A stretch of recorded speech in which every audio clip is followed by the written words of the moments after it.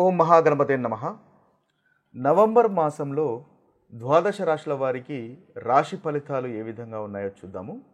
ముందుగా ఈ నవంబర్ మాసంలో ఉన్నటువంటి గ్రహస్థితిని ఒకసారి మనం గమనించినట్టయితే ఈ మాసంలో ముఖ్యంగా మనకి గురువు కర్కటక రాశిలో సంచారం చేస్తున్నాడు. అదేవిధంగా శని మీనరాశిలోను, రాహు మనకి కుంభరాశిలోను, అదేవిధంగా కేతువు సింహరాశిలో సంచారం చేస్తున్నాడు. ఇవి దీర్ఘకాలికంగా సంచారం చేసేటటువంటి గ్రహాలు. ఇక ఈ మాసంలో ముఖ్యమైనటువంటి గ్రహ మార్పును కనుక మనం చూసినట్టయితే ఈ మాసంలో శుక్రుడు ముఖ్యంగా తులారాశిలో సంచారం చేస్తున్నాడు. ఈ మాసం మొత్తము దాదాపుగా శుక్రుడు ఈ రాశిలోనే సంచారం చేస్తాడు. ఇక రవిని కనుక చూసుకున్నట్టయితే రవి కూడా తులారాశిలో సంచారము, అదేవిధంగా వృశ్చిక రాశిలో సంచారం చేస్తున్నాడు. దాదాపుగా ఈ మాసం మధ్య భాగంలో రవి తులారాశి నుంచి వృశ్చిక రాశిలోకి సంచారం అనేది ఉంటుంది. ఇక చూసినట్టయితే కుజుడు దాదాపుగా ఈ మాసం మొత్తము వృశ్చిక రాశిలోనే కుజుని యొక్క సంచారం అనేది ఉంటుంది. ఇక బుధుని యొక్క సంచారము మనకి వృశ్చిక రాశిలో ఉంటుంది. అదేవిధంగా దాదాపుగా చివరి వారంలో మనకు తులారాశిలోకి బుధుని యొక్క సంచారం ఉంటుంది. బుధుడు ఈ మాసంలో వక్రీ కూడా అవుతున్నాడు. ఇది స్థూలంగా ఈ మాసంలో ఉన్నటువంటి గ్రహస్థితి. ఈ గ్రహస్థితిని ఆధారంగా చేసుకొని ద్వాదశ రాశుల వారికి ఎలాంటి ఫలితాలు ఈ మాసంలో కలుగుతున్నాయో చూద్దాము. నవంబర్ మాసంలో మీనరాశి వారి యొక్క ఫలితాలు కనుక మనం ఒకసారి చూసినట్టయితే మీనరాశి వారికి ఉన్నటువంటి గ్రహస్థితిని ఒకసారి మనం గమనించినట్టయితే రవి 8వ ఇంట్లో ఉన్నాడు. 8వ ఇంట్లో 9వ ఇంట్లో సంచారం ఉంటుంది. గురువు 5వ స్థానంలో సంచారము, కేతువు 6వ స్థానంలో సంచారము, రాహు 12వ స్థానంలో సంచారము, బుధుడు 9వ స్థానంలోను 10వ స్థానంలో సంచారము, శుక్రుడు 8వ ఇంట్లో సంచారము, కుజుడు 9వ ఇంట్లో సంచారం అనేది ఉంటుంది. ఇవి స్థూలంగా మనకు మీనరాశి వారికి ఉన్నటువంటి గ్రహస్థితి.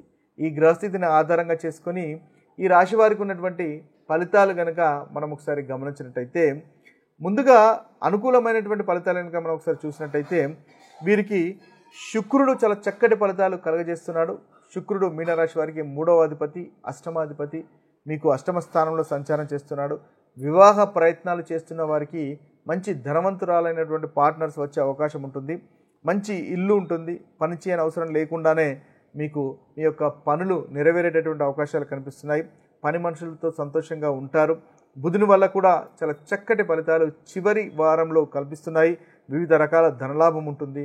ప్రభుత్వం నుండి అనుకూలత అనేది మనకు కనిపిస్తుంది. షేర్ మార్కెట్లో కూడా అనుకోకుండా ధనలాభం కనిపిస్తుంది. ఆరోగ్యం అనేది కుదుటపడుతుంది. గురువు మీకు 5వ స్థానంలో సంచారం చేస్తున్నాడు కాబట్టి సంతానానికి సంబంధించినటువంటి విషయాల్లో ప్రోగ్రెస్ అనేది తప్పకుండా ఉంటుంది. వివాహ ప్రయత్నాలు చేస్తున్న వారికి వివాహ ప్రయత్నాలు కూడా అనుకూలంగా ఉండేటటువంటి అవకాశాలు మనకు అధికంగా గోచరిస్తున్నాయి. కేతువు వల్ల వీరికి చక్కటి ఫలితాలు ఉన్నాయి. కేతువు కూడా 6వ ఇంట్లో ఉండడం వల్ల కోర్టు వ్యవహారాల్లో కానీ విజయం ఉంటుంది. కుటుంబ సభ్యులతో సంతోషంగా ఉంటారు.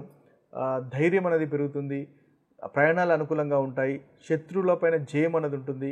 ఆధ్యాత్మికత కూడా పెరిగేటటువంటి అవకాశాలు మనకు అధికంగా. ఇవి స్థూలంగా మీకు ఉన్నటువంటి అనుకూలమైనటువంటి ఫలితాలు. ప్రతికూలమైనటువంటి ఫలితాలు కనుక చూసుకున్నట్టయితే కాస్త 9వ స్థానంలో అష్టమ స్థానంలో రవి సంచారం చేస్తున్నాడు కాబట్టి మానసికంగా కాస్త బాధ ఉండే అవకాశాలు ఉన్నాయి. తండ్రి గారితో కానీ గొడవలు, సంతానంతో కానీ గొడవలు ఉండే అవకాశాలు ఉన్నాయి. కాబట్టి ఆ విషయాలు కనుక మీరు జాగ్రత్త పడినట్టయితే చక్కటి ఫలితాలు ఓవరాల్గా మనకు మీనరాశి వారికి ఈ మాసంలో చూడవచ్చు. హై స్టేటస్లో పెద్దవారితో కాస్త సంయమనం పాటించండి, ఓపికగా ఉండండి. గొడవలకు తావివ్వకుండా ఉండడం వల్ల మంచి ఫలితాలు మీనరాశి వారు ఈ మాసంలో పొందగలుగుతారు. కుజుడు కూడా 9వ స్థానంలో సంచారం చేస్తున్నాడు కాబట్టి కాస్త బాడీకి సంబంధించినటువంటి విషయాల్లో అంటే ఆరోగ్యానికి సంబంధించిన విషయాల్లో కాస్త ఇబ్బందులు ఉండే అవకాశాలు కనిపిస్తున్నాయి. ముఖ్యంగా కుజుడు 2వ అధిపతి, అదేవిధంగా 9వ కాబట్టి కుటుంబంలో కాస్త అగ్రెసివ్గా ఉండే అవకాశాలు మనకు కనిపిస్తున్నాయి. అంతేకాకుండా ప్రయాణాల్లో కూడా కాస్త ఇబ్బందులు ఉండే అవకాశాలు ఈ రాశి వారికి కనిపిస్తున్నాయి. కాబట్టి ప్రయాణాలు చేస్తున్నట్టయితే ఆ విషయంలో 1కి 2 సార్లు మంచి ప్లానింగ్ చేసుకోవడం వల్ల ఏదైతే మనం ఇబ్బందులు అని అనుకుంటున్నామో ఆ ఇబ్బందులను అవాయిడ్ చేసే ప్రయత్నము మీరు చేయగలుగుతారు. ముఖ్యంగా బాడీ కాస్త వీక్ అయ్యేటటువంటి అవకాశాలు ఉన్నాయి. కుజుడు సదాగా సోదరులకు రక్త సంబంధీకులకు సంబంధించినటువంటి కారకత్వం వహిస్తాడు. కాబట్టి ముఖ్యంగా తండ్రితో కానీ సోదరులతో కానీ సఖ్యతగా మెలిగే ప్రయత్నం చేయండి. ఇబ్బందులు కనుక ఏదైనా గొడవలు కనుక ఉన్నట్టయితే ఆ గొడవలను అవాయిడ్ చేసే ప్రయత్నం చేయండి. తద్వారా చక్కటి ఫలితాలు ఈ మాసంలో మీనరాశి వారు పొందగలుగుతారు. ఓవరాల్గా చూసినట్టయితే మీనరాశి వారికి శుక్రుడు అష్టమ స్థానంలో సంచారం చేస్తున్నాడు, బుధుడు మనకి 8వ స్థానంలో సంచారం చేస్తున్నాడు. కాబట్టి ఈ 2 గ్రహాలు చాలా చక్కటి ఫలితాలు ఇస్తున్నాయి. గురువు కూడా 5వ స్థానంలో సంచారం చేస్తున్నాడు. కాబట్టి ఇన్వెస్ట్మెంట్స్ వల్ల లాభాలు, సంతానం లేని వారికి సంతానం కలగడము, అంతేకాకుండా వివాహ ప్రయత్నాల్లో ముఖ్యంగా అనుకూలత ఉండడము లాంటి ఉత్తమమైనటువంటి ఫలితాలు కనిపిస్తున్నాయి. కేతువు కూడా 6వ స్థానంలో ఉన్నాడు. పాపస్థానంలో ఉన్నటువంటి కేతువు పాపస్థానంలో ఉన్నటువంటి కేతువు 6వ స్థానంలో ఉన్నటువంటి కేతువు పాపగ్రహం కాబట్టి చాలా చక్కటి ఫలితాలు మనకు కలగజేస్తాడు. కాబట్టి ఈ శత్రువులకు సంబంధించినటువంటి విషయాల్లో కానీ అదేవిధంగా ఏదైతే ప్రయాణాలకు కానీ శత్రువులకు సంబంధించినటువంటి విషయాల్లో ఇతరులను మిత్రులుగా చేసుకునేటటువంటి విషయాల్లో కూడా చాలా చక్కటి ఫలితాలు కలుగుతాయి. ఓవరాల్గా చూసినట్టయితే శుక్ర, బుధ, గురువు, కేతు వల్ల మీనరాశి వారికి అత్యధికంగా అనుకూలమైనటువంటి ఫలితాలే కలుగుతున్నాయని మనం చెప్పవచ్చు.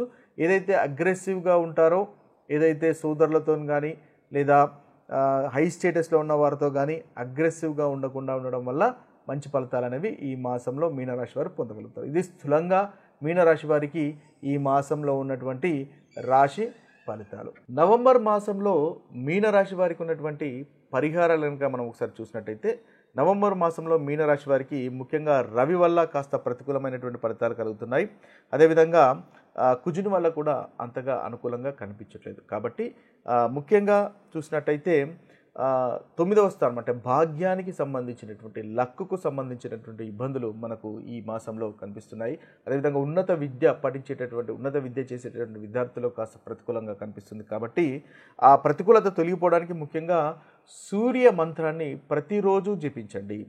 ఓం హ్రాం హ్రీం హ్రౌం సూర్యాయ నమః అనేటటువంటి మంత్రాన్ని ప్రతిరోజు తూర్పు దిక్కునకు తిరిగి పఠించినట్టయితే 108 సార్లు కనుక పఠించినట్టయితే మీరు అనుకున్నటువంటి పనులు చేయగలుగుతారు. కాన్ఫిడెన్స్ లెవెల్స్ అనేవి పెరుగుతాయి. సమాజంలో కూడా పేరు పెరుగుతుంది. లీడర్షిప్ క్వాలిటీస్ కూడా మీకు పెరుగుతాయి. తద్వారా చక్కటి ఫలితాలు మనకు మీనరాశి వారు పొందగలుగుతారు. అదేవిధంగా రవివారము అంటే ఆదివారము ఫాస్టింగ్ ఉండేటటువంటి ప్రయత్నం చేయండి. ఉపవాసం ఉండండి. తద్వారా మంచి ఫలితాలు మీకు కలుగుతాయి. బెల్లంతో కూడినటువంటి పదార్థాలు స్వీకరించే ప్రయత్నం చేయండి. అదేవిధంగా ఆదిత్య హృదయం, రవికి సంబంధించినటువంటి ఆదిత్య హృదయం పఠించండి.